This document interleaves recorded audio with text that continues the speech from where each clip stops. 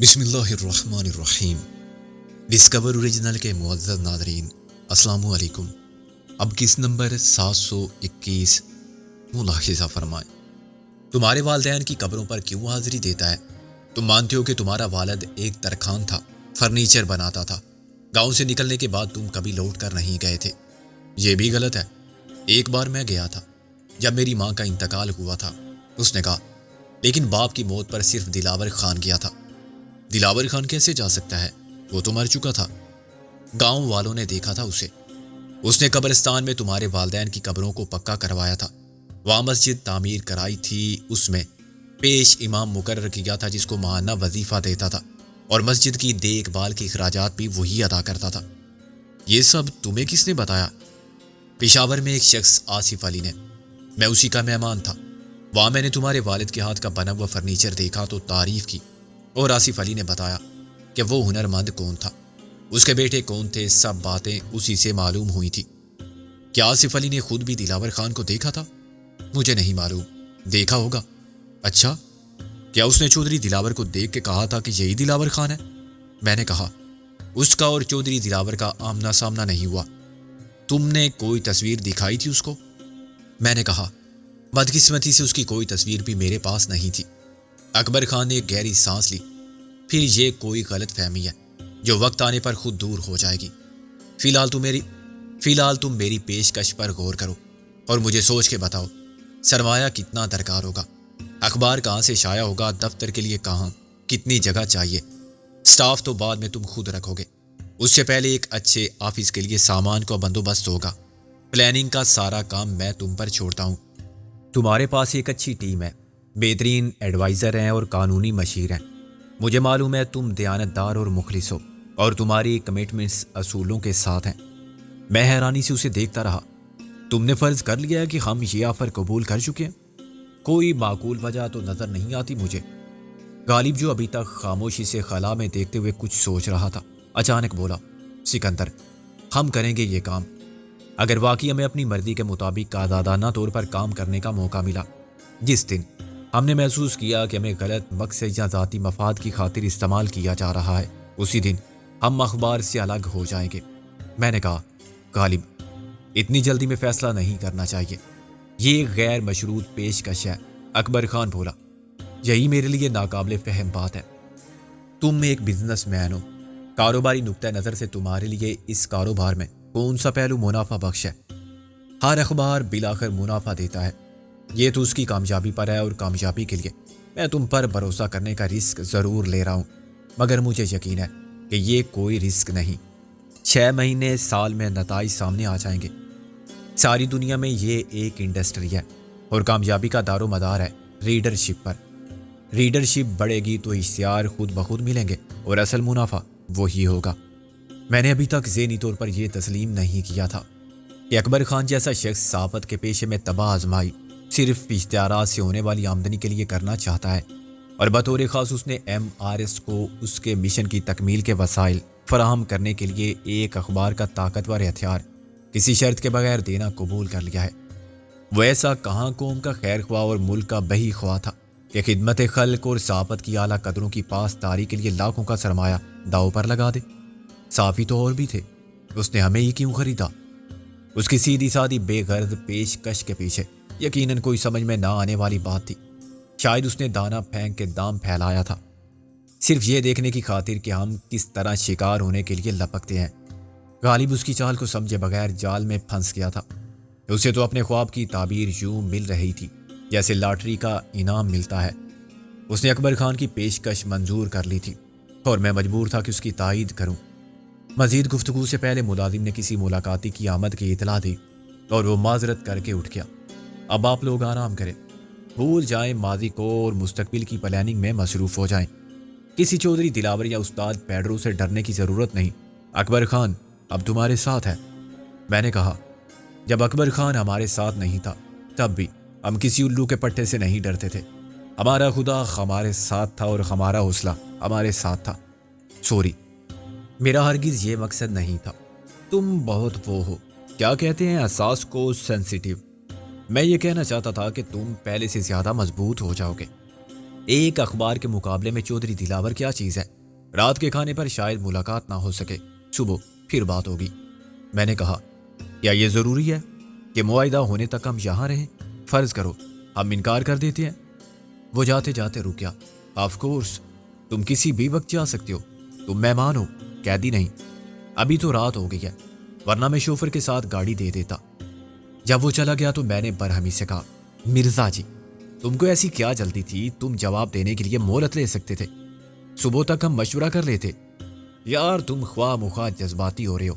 چلو رابعہ اور نازو پر چھوڑ دیتے ہیں فیصلہ۔ اب کیا رہ گیا ہے فیصلہ کرنے کو؟ انہیں فیصلہ کرنے دو کہ میرا فیصلہ درست ہے یا غلط۔ اگر انہوں نے کہا کہ میں نے غلطی کی ہے تو صبح میں اکبر خان کو صاف جواب دے دوں گا کہ میرے ساتھی مجھ سے اتفاق نہیں کرتے، چنانچہ میں مجبور ہوں، یہ بات ختم سمجھی جائے۔ غالب بولا، اس میں کوئی چال ہوگی مرزا جی، اکبر خان جیسا آدمی نیکی بھی کرے کسی کے ساتھ تو اسے راس نہیں آ سکتی جس کے ساتھ وہ نیکی کی جائے۔ وہ لندن میں رہتا ہے، ساری عمر اس نے ناجائز کاروبار سے پیسہ اکٹھا کیا، آج بھی وہ تسلیم کرتا ہے کہ اس کے دھندے شریفانہ نہیں، مگر اس کے خلاف ثابت کچھ نہیں کیا جا سکتا، اور ہم اس کے لیے کام کریں۔ یہ سوچو کہ اس نے خریدا ہے ہمیں، ہم یہ کیوں نہ سوچیں کہ قسمت نے ہمیں ایک موقع فراہم کیا ہے جو ہر کسی کو نہیں ملتا۔ تاریک پہلو کی بجائے ہم روشن پہلو کو کیوں نہ دیکھیں؟ فکر مند ہونے کی ضرورت نہیں ہے، تم سب کی مرضی کے بغیر میں کچھ نہیں کروں گا، ہم آج بھی وہی ہیں جو کل تھے۔ نازو نے دروازے سے سر نکال کے کہا، کل تم بوتل سے دودھ پیتے تھے اور بستر خراب کرتے تھے۔ غالب نے متانت سے کہا، یہ تو میں آج بھی کر سکتا ہوں، آزمائش شرط ہے۔ میں نے کہا، تم لوگ کب سے ہماری باتیں سن رہی تھی؟ بہت دیر سے۔ ہم نے دخلدار معقولات سے گریز کیا۔ نازو نے رابعہ کے ساتھ ٹیرس پر قدم رنجا فرمایا۔ وہ نہا دھو کے کپڑے بدل کے آئی تھی۔ باہر ٹیرس میں اندھیرا پھیل گیا تھا، مگر ہم نے لائٹ نہیں جلائی۔ افق سے طلوع ہونے والا چاند کا ٹھنڈا اجالا زیادہ پرسکون محسوس ہو رہا تھا۔ دور تک اسلام آباد کی روشنیاں نظر آ رہی تھی، مگر پس منظر کے پہاڑ اور درخت تاریکی کا حصہ بن چکے تھے۔ ابھی تک مجھے یقین نہیں آیا تھا کہ یہ سب بھی کسی خواب کا جال نہیں ہے اور ہم واقعی آزاد ہیں۔ ہم استاد پیڈرو، چودھری دلاور اور خلیفہ کیکر کے چنگل سے نکل آئے ہیں اور محفوظ ہیں۔ پھر غالب اور نادو کو اپنے قریب دیکھ کر میں سوچنے لگتا تھا کہ شاید اکبر خان کو بھی قدرت ہی نے وسیلہ بنا کے بھیجا تھا، ورنہ ہم تو مایوسی کے صحرا میں بھٹک رہے تھے، ایک بے سود تلاش میں۔ رابعہ نے کہا، مبارک ہو تمہیں، ایڈیٹر ہو گئے۔ میرے ابا کہتے تھے کہ گدھا حج کرائے تب بھی گدھا ہی رہتا ہے۔ غالب نے اسے گھورا، وہ خود بھی تو حاجی تھے، کیا حج سے واپس آنے کے بعد بھی انہوں نے اپنی حرکتیں نہیں چھوڑی تھی؟ حرکتوں سے کیا مطلب ہے تمہارا؟ نازو نے برا مان کر کہا، حرکت کا مطلب ہے چلنا پھرنا، اٹھنا بیٹھنا، کھانا پینا، حرکت میں برکت ہے۔ غالب نے عیاری سے کہا، غالب میں سب سمجھتی ہوں، حج کرنے کے بعد یہ سب کون چھوڑتا ہے؟ چلنا پھرنا، کھانا پینا۔ نازو نے غصے سے کہا، تو ناراضی کی کون سی بات ہے اس میں؟ سیدھی طرح جواب میں کہہ سکتی ہو تم کہ انہوں نے اپنی حرکتیں نہیں چھوڑی تھی۔ تم ہی نے اپنے ابا کا قول سنایا تھا گدھے کے بارے میں، کوئی گدھا گیا ہوگا ان کے ساتھ حج کرنے، واپسی میں انہوں نے جو دیکھا وہ بتا دیا، یعنی تمہارے ابا کا ذاتی تجربہ نہیں تھا؟ خیر، غالب نے بے حد معصومیت سے کہا، مجھے کیا معلوم تھا؟ رابعہ ہنسنے لگی، اچھا چھوڑو لڑائی، یہ بتاؤ اخبار کا نام کیا ہوگا؟ روز نامہ بھوت، غالب نے کہا، اس کے اوپر لکھا ہوگا، زندگی کے سنسنی خیز انکشافات کا آئینہ دار، روز نامہ بھوت، یا یہ کہ معاشرے کو چمٹ جانے والے لاتوں کے ہر بھوت کا دشمن، روز نامہ بھوت۔ نیچے لکھا ہوگا بیاد سسر صاحب، بھوت آن جہانی۔ نازو نے بنا کر کہا، میں نیچے پھینک دوں گی یہیں سے۔ ہوش میں رہ کر بات کرو لڑکی، ہم کوئی معمولی آدمی نہیں ہیں، سارا پول چھاپ دیں گے تمہارے سارے خاندان کا، سب کو پتہ چل جائے گا کہ تم بتنی ہو بلکہ چڑیل ہو، آدم خور قسم کی۔ اتنی برداشت نازو میں کہاں تھی، وہ پہلے ہی تاؤ کھا رہی تھی۔ غالب نے جان بوجھ کر اس کو براہ راست چھیڑا تو وہ بگولے کی طرح اٹھی، مگر غالب کو پہلے سے اندازہ تھا کہ اس کی بات کا رد عمل کیا ہوگا۔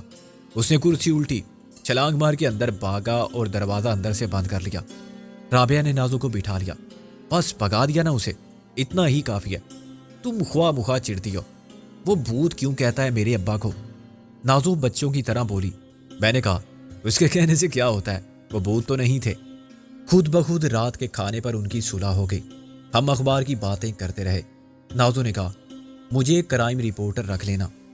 مشکل ہے، تم تو مار مار کے سب کو سیدھا کر دو گی۔ کرائم ہی نہیں ہوں گے تو پوری رپورٹنگ خاک ہوگی۔ جب تک پولیس ہے جرائم کیسے ختم ہو سکتے ہیں؟ رابعہ نے کہا۔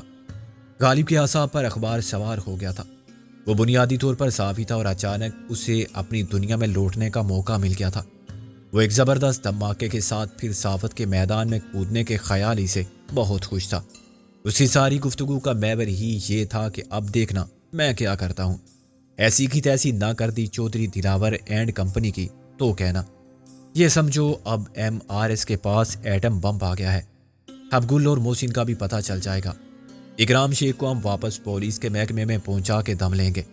وہ زامن رضی مرحوم کا جانشین بنے گا۔ اس کے خیالات کی پرواز شیخ چلی کے منصوبوں جیسی تھی۔ ہم سب اس کا مذاق بھی اڑاتے رہے مگر وہ متاثر نہیں ہوا۔ اس کی بہت سی باتیں میرے دل کو بھی لگی تھی مگر وہ جو ایک خلش سی تھی وہ باقی رہی کہ آخر اکبر خان کو یہ سب کرنے اور ہم سے کرانے کی کیا ضرورت تھی۔ رابعہ اور نازو ایک کمرے میں سو گئی۔ میں اور غالب دوسرے کمرے میں بہت دیر تک جاگتے رہے۔ رات کے 12 بجے میں نے سوچا کہ اب سو جانا چاہیے مگر نیند ہنوز آنکھوں سے اوجھل تھی۔ غالب نے ایک ملازم کو طلب کیا اور اس سے کافی منگوائی۔ ہم پھر ٹیرس پر آ بیٹھے۔ اکبر خان یقیناً گھر سے باہر تھا ورنہ ملنے ضرور آتا۔ آہستہ آہستہ روشنیاں گل ہو گئیں اور گھر کے نوکر چاکر بھی سو گئے۔ سڑکوں پر رات کا سناٹا تھا اور باہر اچھی خاصی سردی تھی۔ شاید 1 بجے کا وقت تھا اور ہم اٹھنے ہی والے تھے کہ سڑک سے گزرنے والی ایک گاڑی نے رخ بدلا اور اس کی ہیڈ لائٹس آف ہو گئیں۔ پھر وہ گاڑی گیٹ سے اندر آ گئی۔ یہ لینڈ روور قسم کی جیپ تھی۔ ڈرائیور نے انجن بند کر دیا تھا اور گاڑی خاموشی سے پورچ تک آ گئی تھی۔ ایک ایک کر کے اس میں سے 6 آدمی اترے۔ ان سب کے چہرے اوجھل تھے۔ وہ سیاہ کپڑوں میں تھے اور انہوں نے کندھوں پر خودکار قسم کی رائفلیں لٹکا رکھی تھی۔ وہ دبے پاؤں آگے بڑھے۔ میں نے کہا، غالب تیرے سسرالی عزیز آ گئے بارات لے کر۔ غالب نے سر ہلایا۔ ہاں یار، لگتے تو بھوت ہی ہیں۔ جا کے فوراً یہ بات نازو کو بتا دے، میں نے سرگوشی میں کہا۔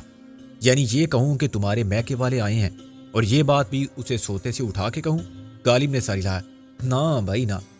میں نے پھونک پھونک کر آگے قدم بڑھانے والوں پر نظر رکھی جو تاریکی میں سایوں کی طرح متحرک تھے۔ رابعہ کو بھی اٹھا دینا۔ ہمارے پاس 3 ریوالور ہیں، ایک رابعہ کو دے دینا، ایک اپنے پاس رکھ لینا اور تیسرا نازو کے حوالے کر دے۔ اور آپ کیا ریفری ہوں گے اگر شوٹنگ کا مقابلہ ہوا؟ مومن ہے تو بے تیگ بھی لڑتا ہے سپاہی، میں نے کہا۔ لازم ہے کہ ہم علامہ صاحب کے فرمودات نہ بھولیں۔ غالب نے آگے جھک کر دیکھا۔ یہ کچھ قبل از برگ واویلا نہیں ہے؟ بعد از برگ ہم کیسے واویلا کریں گے؟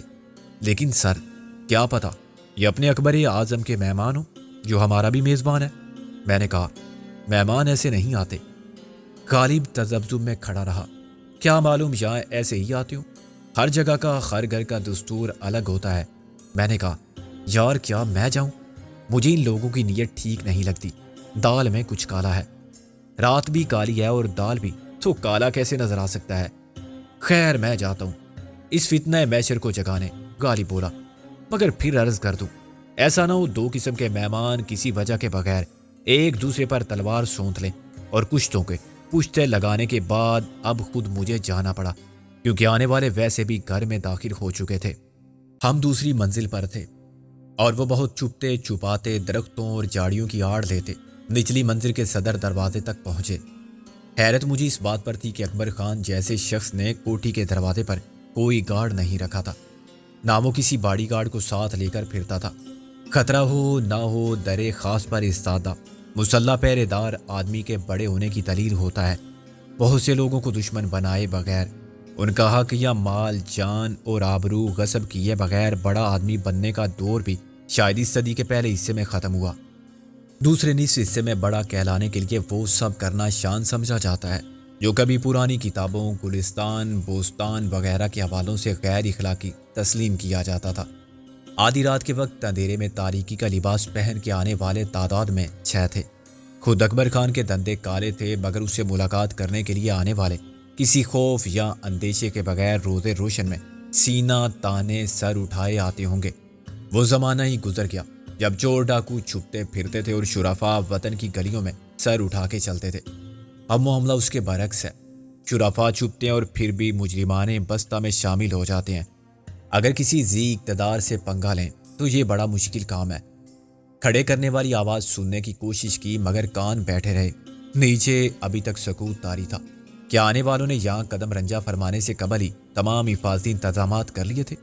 یہ بندوبست کر لیا تھا کہ دربان بانگ پی کر سو جائے اور ملازم گھوڑے بیچ کر سونے کی اداکاری ضرور کرتے رہیں، خواہ ان کو خوف کے مارے باتھ روم جانے کی حاجت محسوس ہو یا نمک حرامی کا خیال پسلیوں میں ٹہوکے دے رہا ہو۔ میں آدمی تو اتنا پرانا نہیں، مگر پرانے وقتوں کی باتوں سے اندازہ ہوتا ہے کہ تاریخ میں ایک دو بار ہی ایسا ہوا کہ کسی لشکر نے رشوت سے فضیلے شہر کے دروازے کھلوائے۔ جعفر از بنگال و صادق از دکن نے غداری کے لیے رشوت لے کر تاریخ میں اپنا نام کالے حروف میں لکھوا لیا اور ننگے دنیا ننگے دین ننگے وطن کہلائے۔ لیکن پہلے رشوت دے کر عام آدمی سے ناجائز یا اس کے ضمیر کے خلاف کوئی کام نہیں کرایا جا سکتا تھا۔ جدید دور میں جیسے مشینوں نے بہت سی مشکلات کو آسان بنا دیا ہے، مثلاً شہروں میں ناکام عاشقوں کے لیے مرگے ناگہاں کو ٹریفک نے، ایسی کالے دن نے غیر قانونی اور غیر اخلاقی کام کرانا بھی بہت آسان کر دیا ہے۔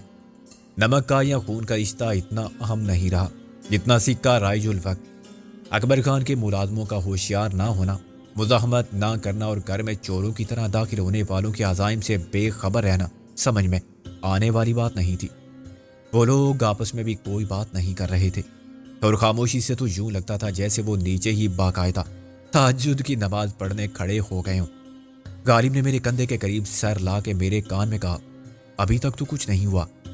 عموماً یہ سوال ڈلیوری کے کیس میں باہر کھڑے شور کرتے ہیں۔ میں نے کہا، کیا ہونا چاہیے، لڑکا کہ لڑکی؟ مجھے علم نہیں تھا کہ میرے پیچھے نازو بھی ہے اور اس کے ساتھ رابعہ بھی۔ آپ تو خاصے تجربہ کار معلوم ہوتے ہیں، رابعہ نے کہا۔ میں نے بوکھلا کے پیچھے دیکھا۔ دیکھو نا، ایسا ہوا نہیں، مگر ہوگا تو صحیح، میرا مطلب ہے ہر ایک کے ساتھ عقل سے کس کو رستگاری ہے۔ اسی وقت ایک ہلکا سا کھٹکا سنائی دیا، جیسے کسی نے کمرے کا دروازہ بند کرتے وقت احتیاط سے کام نہیں لیا۔ یہ لوگ کیا تلاش کر رہے ہیں نیچے؟ نازو بولی۔ ڈنمارک کا پنیر، نیوزی لینڈ کا مکھن اور باسی روٹی، غالب نے کہا۔ تم جا کے بتا دو نا کہاں رکھی ہے۔ تم مردو شرم کرو، نازو نے کہا۔ غالب بولا، شرم تو عورتوں کو آتی ہے، میں عورت ہی ٹھیک ہوں، آج سے میرا نام غالباً تم مرد بن کے جاؤ، ویسے بھی تمہارے ہی گھر والے ہیں، سب بھوت لگتے ہیں۔ یہ سکندر نے کہا تھا، میں نے نہیں۔ میں نے کہا، اچھا، اب اپنی منکار بند کرو تم دونوں۔ نازو نے برا مان کے کہا، کیا بند کروں؟ میں نے کہا، چونچ کو کہتے ہیں منکار، مطلب تھا سلیس اردو میں کہ اپنی بکواس بند کرو۔ اور مرزا جی، تم جاؤ رابعہ کے ساتھ نیچے۔ غالب نیچے چل پڑا۔ میں نے اسے روکا، کیا ہے؟ جا تو رہا ہوں مرنے کے لیے، شاید اپنے سسر کا حوالہ دوں تو جان بچ جائے۔ یار، ایک طرف سے تم نیچے اترنے کا راستہ دیکھو، پچھلی طرف سے کوئی صورت پیدا کرو نیچے اترنے کی، میں نے بنا کر کہا۔ پھر دائیں بائیں سے الگ الگ گھوم کے جاؤ اور دیکھو نیچے کیا ہو رہا ہے، اور تم مزے سے یہاں کھڑے گیلری سے مار داڑ سے بھرپور فلم دیکھتے رہو گے۔ غالب بولا، مار ان کی ہوگی، داڑھ ہماری۔ میں نے کہا، مجھے یقین ہے کہ ہمیں نیچے تلاش کرنے میں ناکام ہو کے وہ اوپر ہی آئیں گے، یہاں ہم ان کا استقبال کریں گے، لیکن تم جا رہے ہو ناکہ بندی کر کے۔ ان کو واپس جاتے وقت احساس ہوگا کہ عقل مندوں نے غلط نہیں کہا تھا، یہ کہ بکری کی ماں کب تک خیر منائے گی۔ غالب نے نازو کی طرف دیکھ کر کہا، ایک دن تو بکرا آئے گا مکھڑے پہ سر ڈالے۔ اف یار، تم سمجھتے کیوں نہیں وقت کم ہے۔ غالب نے رابعہ کا ہاتھ پکڑا اور کہا، چلو جی وکیل صاحبہ، ہم نیچے جا کے کسی اسٹور میں چھپ کے بیٹھ جاتے ہیں، وہ اب اوپر آئیں گے، نیچے کی تلاشی کا کام تو ختم ہوا۔ نازو مسکرائی۔ اگر انہوں نے پوچھا کہ قربانی کا بکرا کہاں ہے تو میں بتا دوں گی۔ غالب نے بھری، ہاں تمہیں تو بیوی بنے بغیر بیوہ ہونے کا شوق ہے۔ وہ نیچے جاتے جاتے پھر رک گیا۔ بھائی سکندر، ایک آخری بات پوچھو، جلدی پوچھو، میں نے کہا۔ غالب بولا، وہ تم کیا بتا رہے تھے کہ عقل مندوں نے کیا کہا تھا؟ یہ کہ آنا اپنی مرضی سے ہوتا ہے اور جانا دوسرے کی مرضی سے۔ بالکل ٹھیک، میں بھی تمہاری مرضی سے جا رہا ہوں مرنے۔ وہ مجھے اور نازو کو انسی ضبط کرتا چھوڑ کے نکل گیا۔ ایک بار پھر نیچے سے دروازہ کھلنے اور بند ہونے کی آواز آئی، پھر کوئی دہشت زدہ ہو کے چلایا مگر اس کی آواز دبا دی گئی۔ اب تو شک کوئی نہیں رہا نا کہ یہ اکبر خان کے ملاقاتی نہیں ہے، وہ گھر پر نہیں ہے، انہیں تو یہ بھی معلوم ہوگا۔ نازو نے سر ہلایا، پھر یہ کس سے ملنے آئے ہیں؟ ہم سے؟ ہمارے سوا کون ہے یہاں؟ ان کی ملاقات شامت اعمال یا فرشتہ اجل سے بھی تو ہو سکتی ہے۔ یہ کون حتمی طور پر بتا سکتا ہے کہ آج کس کی اپائنٹمنٹ ہے فرشتہ اجل سے؟ میں نے کہا چلو اب پیچھے آ جاؤ، مجھے ایسا لگتا ہے کہ وہ اوپر آنے ہی والے ہوں گے۔ مجھے یقین تھا کہ اتنی بڑی عمارت کے کسی حصے میں کہیں کوئی ایسی کھڑکی ہوگی یا چھجا ہوگا جس پر قدم جما کے رابعہ اور غالب کے لیے گراؤنڈ فلور تک جانا مشکل نہیں ہوگا۔ شاید انہیں کوئی رسی مل جائے، ورنہ چادر پھاڑ کے رسی بنانے اور لٹک کے نیچے اترنے کا پرانا طریقہ بھی انہیں آتا ہے۔ میں نازو کے ساتھ راہداری میں کھڑا ہو گیا۔ ہمارے پیچھے آمنے سامنے کے 2 کمروں کے دروازے کھلے ہوئے تھے۔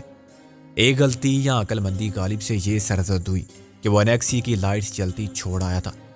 انیکسی یا مہمان خانے میں ہمارا قیام تھا، اس حصے کو چھوڑ کے کوٹھی کے اوپر والے حصے میں اندھیرا تھا۔ نازو نے سرگوشی میں کہا سکندر یہ کون لوگ ہو سکتے ہیں؟ میں نے کہا یہ شریف لوگ تو نہیں ہو سکتے۔ میرا مطلب تھا کس کے دشمن؟ دیکھو یہ اکبر کے دشمن نہیں ہو سکتے۔ چالاک آدمی کے دشمن بھی چالاک ہوتے ہیں۔ بظاہر اپنی حفاظت کے خیال سے بے پرواہ نظر آنے والا اکبر خان بھی یہ بات جانتا ہوگا کہ اس کے دشمن کون ہیں، ان کی طاقت کیا ہے اور وہ کب حملہ کر سکتے ہیں۔ ایسی دشمنوں کو سب معلوم ہوگا کہ وہ کب کہاں ملتا ہے، کس وقت کہاں نہیں ملتا، اور اس پر ہاتھ ڈالنا جنگل کے بادشاہ کو زندہ پکڑنے سے کم مشکل اور خطرناک نہیں ہوتا۔ بادشاہ کا کیا پتا کہاں مل جائے، غار میں ہو یا خود شکار کی تلاش میں نکلا ہوا ہو۔ یہ آئے ہیں ہمیں سبق سکھانے، اور ان استادوں کو بھیجنے والا ہیڈ ماسٹر کون ہو سکتا ہے؟ میں نے کہا چودھری دلاور، استاد پیڈرو یا خلیفہ کیکر۔ میری چھٹیس کہتی ہے کہ یہ کیکر ہیں، خلیفہ نے انہیں بھیجا ہوگا۔ نازو بولی میں سمجھ گئی، اس وقت تو اکبر خان کے سامنے وہ کچھ نہیں بگاڑ سکا تمہارا۔ ہاں بزدلوں کی طرح تم سے اپنے دستے راست کے قتل کا بدلہ لینا چاہتا ہے۔ کتنے آدمی مارے تھے تم نے؟ نازو اس کے لیے آدمی کیا ہیں کیکر، ایک درخت گر گیا تو دوسرا بڑھ جائے گا۔ میں نے کہا میری چھٹیس مزید فرماتی ہے کہ یہ معاملہ مختلف ہے، یہ رابعہ کو لے جائیں گے۔ نازو نے گھبرا کے کہا کیا کہہ رہے ہو رابعہ باجی؟ میں نے کہا ہم لے جانے نہیں دیں گے، فکر مت کرو۔ دیکھو نا ایک ہی تو رابعہ ہے دنیا میں، دوسری ہوتی کہیں تو ہم کہتے لے جاؤ بھائی۔ یہ کیسا مذاق ہے؟ رابعہ نے ان کا کیا بگاڑا ہے؟ ان کا نہیں، خلیفہ کیکر کے خرمن عقل و ہوش کو رابعہ کے حسن کی تجلی نے خاک کر دیا تھا۔ یہ میں نے دیکھا تھا اس کی آنکھوں میں۔ میں نے کہا ممکن ہے رابعہ نے بھی محسوس کیا ہو۔ نازو آہستہ سے بولی جب تم نے دیکھ لیا تھا تو رابعہ نے کیسے نہ محسوس کیا ہوگا؟ وہ تو اکبر خان پہنچ گیا مال کی ڈلیوری لینے، ورنہ رات کو خلیفہ کیکر سوئم آنجہانی ہو جاتے۔ خلیفہ کیکر چارم کی گدی پر مجھے یا غالب کو بیٹھنا پڑتا۔ ابھی پتہ چل جائے گا کہ یہ کیکر ہیں تو میری بات قدموں کی چاپ کے باعث ادھوری رہ گئی۔